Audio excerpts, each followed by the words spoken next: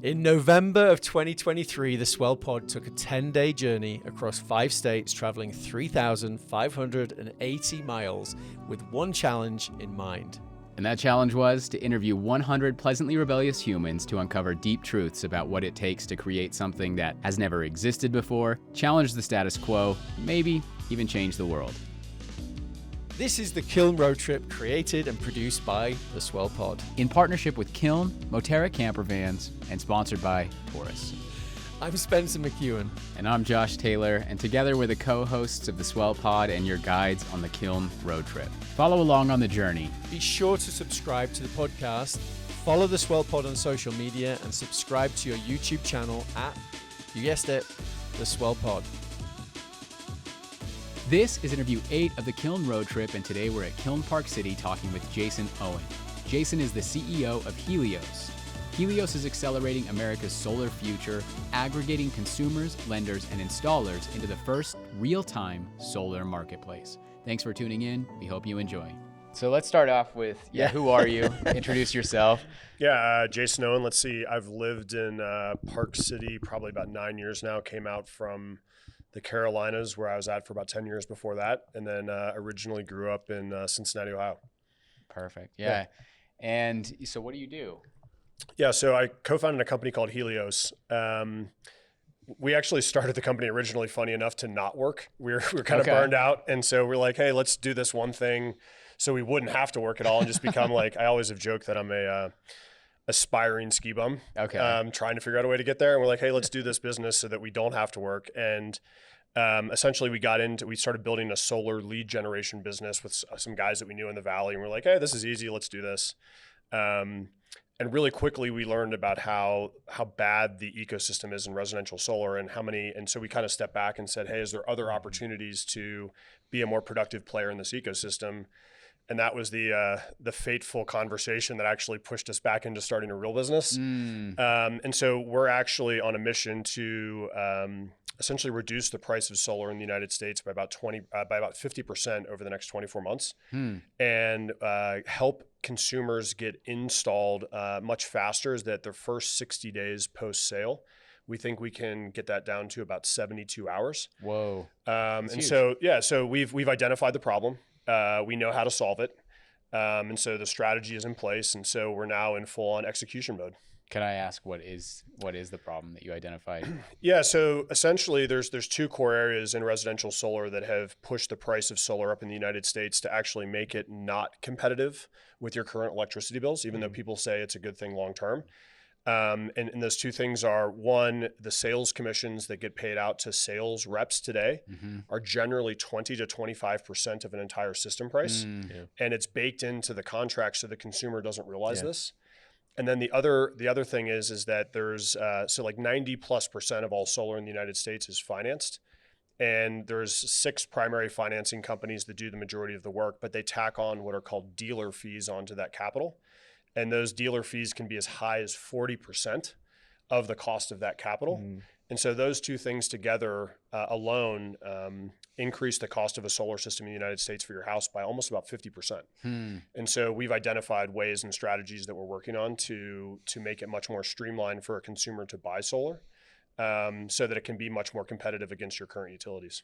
So, okay. So help me understand, I guess, so what part of that ecosystem do you play then? Yeah, so I've spent 20 years in customer acquisition and strategy work before kind of getting into this business accidentally. It's probably a good way to say it. Yeah. And I've probably, through my teams and different businesses I've worked on, invested over $1 billion in advertising and performance-based media in my career. And so our whole concept of what we're working on is really to expedite the way that a consumer purchases solar. Got it. And so we're working on from impression at the very top to when a consumer is ready to put glass on their roof, is to try to streamline that process and make it much more efficient in this ecosystem. So all the solar companies, essentially partnering up with the platform or the solution that you're offering. Yep. So we're building a platform and a solution to make it much more transparent and easy for consumers to find great installation companies. And through competition, transparency, and things of that nature, it'll drive down price on top of just kind of getting some of these exorbitant fees out of the ecosystem. Yeah. Would that remove the need for anyone to ever knock on your door? With the risk of saying an answer to that question and becoming the most hated person in the entire state of Utah. Look, I think what I've learned, so I spent time at Vivint and helped build their entire inside sales ecosystem when they got acquired by Blackstone. And so, I think consumers always want choice in how they want to purchase for the most part. Like you can go online today and you can buy a car or a house, but most people want to touch it and feel it or have the opportunity to do so. Yeah. And so I think what we're doing is we're leading with a digital first strategy. Everything in today's world has become much more easy to purchase through, e-commerce and things of that nature. So we're really just trying to lead with a differentiated strategy, but there's always people that are going to want someone to come to their house and talk to them about their house. And so call it a smart political answer, but we think that the biggest thing that we've realized is that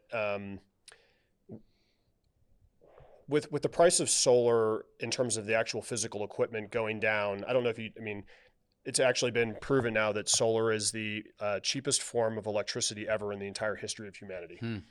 And for some reason in the United States, it's twice as expensive as the rest of the industrialized world because of savvy entrepreneurs that are sticking their hand out in the middle of this process. Our perspective is to drive it back to where it needs to be, to increase the overall flow of consumers that get solar. It's a very good thing when done correctly. And there's a lot of, mischievousness that goes on in the middle. And so we think that we can be a major player in helping to solve a major, honestly, the climate crisis that exists. And that to us is really exciting. There's not a whole lot of opportunities that you get to go through in your life to use your skill set and then drive that into a double bottom line business where you can actually make a good financial return for your investors. But also do something really powerful and proactive for the environment, or at the same time to help out and solve a big problem. Well, so if I was to ask you maybe like what is the biggest challenge that you're facing right now? The biggest challenge that we're facing right now. So that's a great question. We've been there's a bunch of them. 8% interest rates are wreaking havoc on solar. And so if you can go look at any number of investor presentations, and publicly traded companies are down between 30 and 70%. And so it's kind of throwing, if you will, sand in the gears and just creating a lot of issues. The industry overall is very wild west, and there's low regulation from where we sit. And so there's a bunch of bad actors that are creating havoc. We're a venture-backed startup, and so capital is precious. And every day that we exist, we essentially use more of that capital that we have. And so that's something that's on our mind. And the problem that we're trying to solve through technology is not an easy problem to solve. No one's ever done it the way that we're doing it. And so we are solving insane technical challenges at the same time. But with all that being said, a mentor of mine at one point in my life asked me a question. He's like, said something to me. It's always really important to know, are you dealing with a strategic challenge or an executional challenge, and which bucket you're sitting in? And I think in our case, this is purely an executional challenge for us right now. We know the strategy, how to deploy it, how to make it work.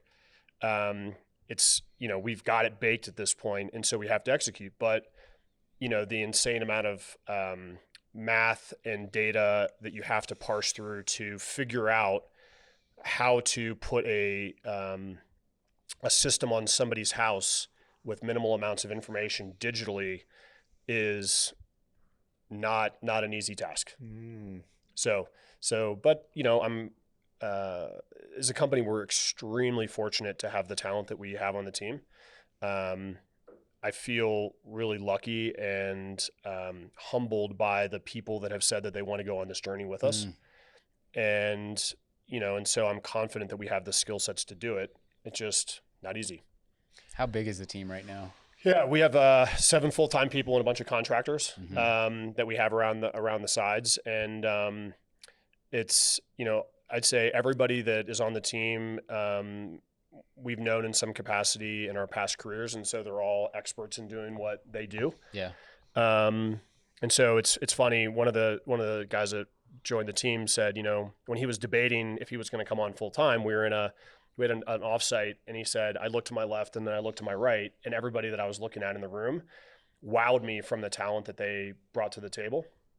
And he's like, I knew that I had to do this. So, that's a pretty special place to be in. Yeah. Yeah. I mean, I don't think I've heard of anyone doing this thing.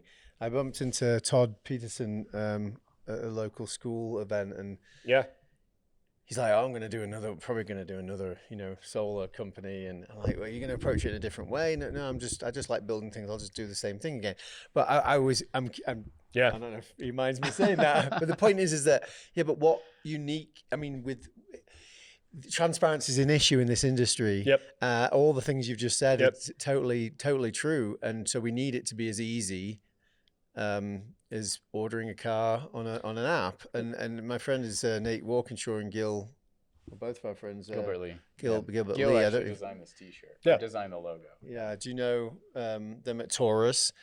So they do the battery and energy orchestration, but they want to come at it in the industry in a very honest and transparent way, which is exactly what you're doing. It's a technology play, but it's based on being as honest and transparent as possible to skyrocket. I don't know.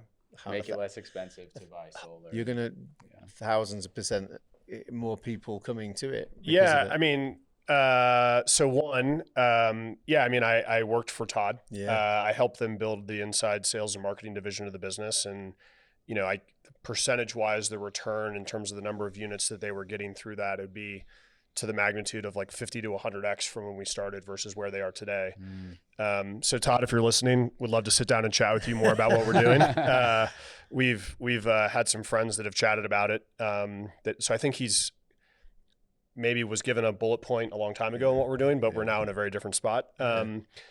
Look, I've heard of the Taurus guys. I've had some conversations with people that have asked me what they're doing. It seems extremely innovative, and I hope that they're successful. Because they're coming at the storage component of this in a very different way than most people. Yeah. And so I'm a fan of anybody that's trying to do things in a better way. But I also think, to the point, there's a lot of money that's been sloshing around in this ecosystem for a very long time. And with 0% interest rates, there's a lot of people that made a lot of money and never planned for the day of 8% interest rates. Mm-hmm. And so there's some data out there that suggests that 30+% of installers are going to go out of business in the next couple of years because they would put 4 systems on a roof in the course of a month and then go buy a Ferrari because that's how much money was sloshing around. Yeah. And so the whole adage of, fat hogs get slaughtered, I think that's kind of we're at a reckoning moment. And I'm hoping that all of this forces this entire ecosystem to kind of become more transparent and help eliminate some of the bad actors and practices that exist. Yeah. Before we get into the rest of the episode, we want to thank the partners and sponsors who made the Kiln Road Trip possible. The Kiln Road Trip is brought to you by Kiln. Kiln is a boutique co-working and flex office community with 13 locations in 6 states across the West, dedicated to providing innovative workspaces that empower your team to thrive. Whether you're a solo visionary or an enterprise-level team of up to 100, Kiln transcends being merely a place to work. It's a hub for learning and connecting with like-minded professionals that will make you and your team love where you work. And if you haven't stepped foot inside a kiln yet, you really need to. On this road trip, we visited every single location, and trust us when we say once you see these beautifully designed spaces, meet the talented team, and connect with fellow members, you won't want to work anywhere else. Locations include Utah, Colorado, Idaho, Oregon, California, and Arizona. And they're growing too, with multiple locations set to open in 2024. Yeah, so be sure to check out the Kiln locations nearest you by booking a tour at Kiln.com and answer Swell in the question, how did you hear about us? Once you complete the tour, you'll be entered into a competition where you could win a 1-year membership, their club membership at Kiln. Yep, you heard that. That's Kiln.com, book a tour, and be sure to mention Swell in the question, how did you hear about us? The Kiln Road Trip is also brought to you by Moterra Campervans, a luxury campervan rental company for iconic road trips. Their top-of-the-line vans are available at 7 locations located near America's best outdoor adventure destinations. They have consistently earned the highest customer ratings in the industry, making Moterra campervans your gateway to adventure without sacrificing on comfort or service. That's true, and initially we wanted to take this journey in a 1960s VW bus, but thankfully we found Moterra instead. With 3 van options, we took the Pop Top Classic, which sleeps 4 and is best for those who want to maximize floor space and storage. This was critical for us because it needed to sleep the entire crew, we needed space to edit, and we were traveling with large amounts of equipment, luggage, and other goodies that we picked up along the way. And this van took us through all 3,580 miles of the trip. Super comfortable and sweet to drive. And actually, Moterra offers fully planned itineraries if you'd rather leave the planning to someone else. Visit gomoterra.com/swell. That's gomoterra.com/swell. This episode is also brought to you by Taurus. Taurus is leading the charge in home energy storage. Taurus makes it easy to achieve energy independence and a greener tomorrow. The Taurus station provides everything you need to generate clean power, efficiently store electricity, and easily manage your energy use. And installing a Taurus station offers plenty of benefits, including save money on your electricity bill, also ensure energy security with backup power during outages, reduce carbon emissions with renewables. You can also automate EV charging and HVAC systems with 100% renewables, and enjoy unrivaled system monitoring and support. If you like the sound of those benefits, get a quote to build your Taurus station in less than 30 seconds. Super easy at Taurus.co. That's Taurus.co. Now, let's get back to the episode. No, I mean, I don't tend to try to connect you with different people on our podcast, but yeah, I mean, I think that Taurus and companies like that are going to be hugely better off as you address the solar element of it. Yep. And that bit they're not solving for. They're solving for if you have solar on your roof already, or if you want it. But this makes it. What percentage type of growth are you looking at then once you implement it? So that's a great question. So there's an analyst organization called Wood Mackenzie that has essentially projected about 15 million installs in the United States over the next 10 years. And that's up, I think it was like a 30 to 40% increase from when the Inflation Reduction Act kind of went into, got passed, that they redid their estimates to say that that we think it's going to be about 1.5 million people averaged over the course of 10 years. In the US, there's roughly, arguably 65 million, quote, solar viable homes. And so the way that we think about it is the estimates have been based on previous ability to install, but not what's possible. And, I'm a little bit of, I like to poke at problems and see if we can find ways to solve them. And so what I'd rather, growth, I don't know where this ends up. Do I think that we should be doing way more than we're doing today if all things became true that we're trying to work on? Yeah, absolutely. There's no reason that if you have, if you live in a market that's high sun rate or high sun in the south or the southern part of the United States, that you shouldn't do this if the price was right. Yeah. And so we're hoping that this is an unlock over a period of time to make it way more efficient and simple and cost effective. I mean, if I could reduce your utility bill by 50% tomorrow, would you do it? Yeah. It's a no-brainer. It's a cash on cash. It's like a cash flow analysis. And I think the other thing that we found is, consumers are cash flow shoppers. Nobody walks into a car dealership and says, hey, I want to buy that Jeep Grand Cherokee at a 5.5% interest rate, and I need a 60% residual in 4 years, and here's my model for how this car is going to work. Yeah. People walk in and say, I have $400 a month to spend. What can you give me? Yeah. And so, majority of consumers think on that, in that realm of thinking. So we're thinking that, hey, look, if I can walk in and show you an apples on apples comparison, like you spend $200 a month now going forward, you're going to spend $100. Yeah. Mm-hmm. Like, where do I sign? Yeah. And it's so we think that the growth could be, substantially beyond where it is today. Yeah, that's great. I mean, it seems like it's a massive trust. It's just you're going to have the technology, you've got the right values in place. This could significantly change things. It's about is the person going to trust this thing? Yeah.